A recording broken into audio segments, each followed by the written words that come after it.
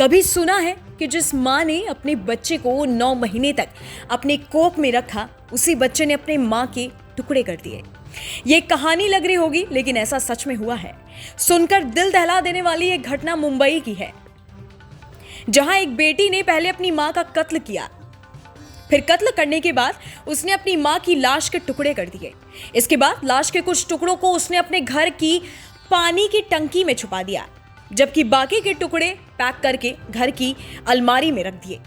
वो लड़की उसी घर में अपनी मां की लाश के टुकड़ों के साथ करीब 3 महीने तक रहती रही, मगर किसी को इस बात की भनक तक नहीं लगी। इस खूनी वारदात की कहानी किसी भी इंसान को खौफजदा कर सकती है। बता दें कि पहले फ्रिज, फिर बक्सा और अब अलमीरा। अलग अलग जगहों पर रखी और छुपाई जाती लाशों की कहानी में मंगलवार को एक कहानी और जुड़ गई, जब मुंबई के एक रिहायशी इलाके में पुलिस ने अलमारी में ठूसी हुई एक लाश बरामद की, वो भी टुकड़ों में। लाश के टुकड़े प्लास्टिक के पैकेट में बंद थे। दरअसल मंगलवार की रात को जब लालबाग के एक मकान से टुकड़ों में एक लाश के बाहर निकलने की खबर सामने आई, तो आसपास के लोग सन्न रह गए। उन्हें समझ ही नहीं आया कि आखिर ऐसा कैसे हुआ। मंगलवार की रात मुंबई के काला चौकी पुलिस स्टेशन में एक शख्स ने अपनी गुमशुदा बहन को ढूंढने की शिकायत दर्ज कराई थी। शिकायत करने वाले शख्स ने बताया कि अपनी 55 साल की बहन वीणा जैन से पिछले करीब 3 महीनों से उनकी एक बार भी बात नहीं हुई, जबकि इससे पहले वो लगातार अपनी बहन के संपर्क में थे, उनसे बात किया करते थे। शिकायत में बताया गया था कि वीणा काला चौकी थाना इलाके के ही पेरू कंपाउंड की इब्राहिम कासम बिल्डिंग में अपनी 23 साल की बेटी रिम्पल के साथ रहती है, लेकिन ना तो वो फोन पर मिल रही है और ना ही घर जाने पर उनसे बात हो पाती है, बल्कि जितनी बार भी परिवार के लोग वीणा से मिलने जाते हैं, उनके साथ रहने वाली उनकी बेटी रिम्पल अलग अलग वजह बताकर उन्हें वापस लौटा देती है।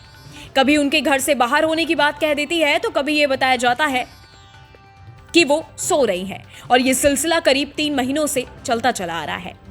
मीडिया रिपोर्ट्स के मुताबिक शिकायत करने वाले ने बताया था कि उनका बेटा अपनी बुआ से मिलने के इरादे से मंगलवार को भी उनके घर पहुंचा था, लेकिन हर बार की तरह इस बार भी उनकी बेटी ने वही बहाना बनाया और बेटे को वापस लौटा दिया। काला चौकी पुलिस ने फौरन ही महिला की तलाश में निकलने का फैसला किया। पुलिस की एक टीम रात को ही वीणा जैन की तलाश में उनके मकान में पहुंची, लेकिन जैसे ही उन्होंने दरवाजे पर दस्तक दी, वीणा की बेटी रिम्पल ने दरवाजे पर ही उन्हें रोक दिया और अपनी मां के आराम करने की बात कही।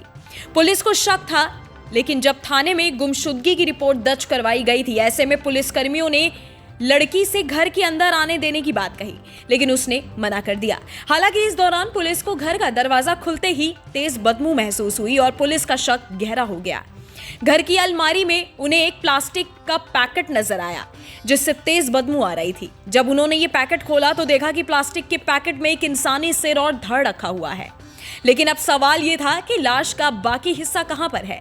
तो जब तलाशी आगे बढ़ी तो पुलिस को एक स्टील के ड्रम से लाश के बाकी हिस्से यानी कटे हुए हाथ पांव भी मिल गए।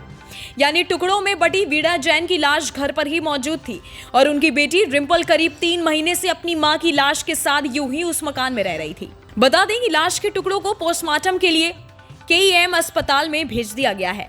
इस वारदात के बाद पुलिस ने वीणा की बेटी रिम्पल को हिरासत में तो लिया ही है, लेकिन वीणा की मौत और उनकी लाश के अलमारी में रखे जाने को लेकर कई सवालों के जवाब अभी भी मिलने बाकी हैं। पुलिस का कहना है कि पोस्टमार्टम के बाद ही मौत की वजह और टाइमिंग को लेकर सही कुछ पता चल पाएगा, जबकि रिम्पल से आगे की पूछताछ के बाद बाकी की कहानी साफ हो जाएगी।